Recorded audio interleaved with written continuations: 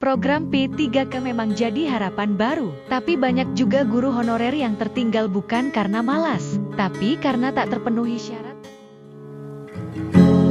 Sesak masih terasa.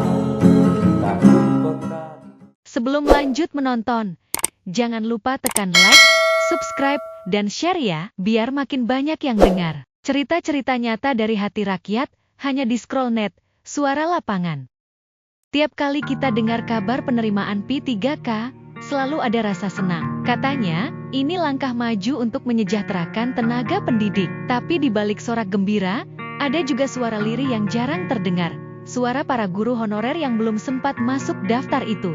Mereka yang sudah puluhan tahun mengajar, tapi masih hidup dari honor ratusan ribu per bulan. Saya sudah 15 tahun ngajar, tapi masih honorer. Itu kalimat yang sering terdengar dari banyak guru di sekolah-sekolah pelosok. Mereka datang pagi, ngajar dengan semangat, kadang jalan kaki atau naik motor tuanya yang hampir mogok. Gaji mereka kadang nggak sampai 500 ribu sebulan. Tapi anehnya, semangat mereka untuk mendidik itu nggak pernah habis. Karena buat mereka, sekolah bukan cuma tempat kerja, tapi ladang pengabdian. Program P3K memang jadi harapan baru. Tapi banyak juga guru honorer yang tertinggal bukan karena malas, tapi karena tak terpenuhi syarat administrasi, usia, atau formasi terbatas. Sementara mereka yang belum lolos, tetap harus masuk kelas setiap pagi, sambil berharap ada keajaiban di pengumuman tahun depan. Di negeri yang katanya menjunjung tinggi pendidikan, kenapa guru pahlawan tanpa tanda jasa justru harus terus berjasa,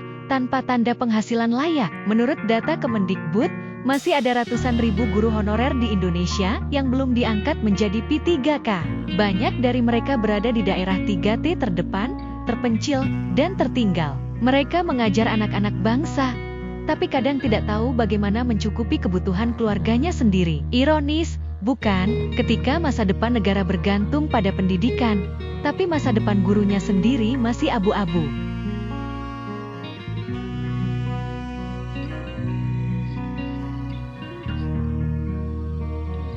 Mungkin mereka tidak viral, tidak trending, dan tidak punya panggung besar. Tapi tanpa mereka, banyak anak Indonesia tidak akan pernah mengenal huruf dan angka. Jadi, kalau hari ini kamu bisa membaca tulisan ini, atau mendengarkan podcast ini, jangan lupa ada guru honorer yang pernah berdiri di depan kelasmu, dengan seragam lusuh dan senyum tulus. Saya Valeri, dan ini adalah Suara Lapangan. Suara mereka yang mengajar dengan cinta, walau hidup tak selalu ramah. Dan terus dengarkan cerita dari lapangan. Kalau kamu punya cerita atau pengalaman di lapangan, kirim aja ke kami lewat komentar, DM, atau email Scrollnet.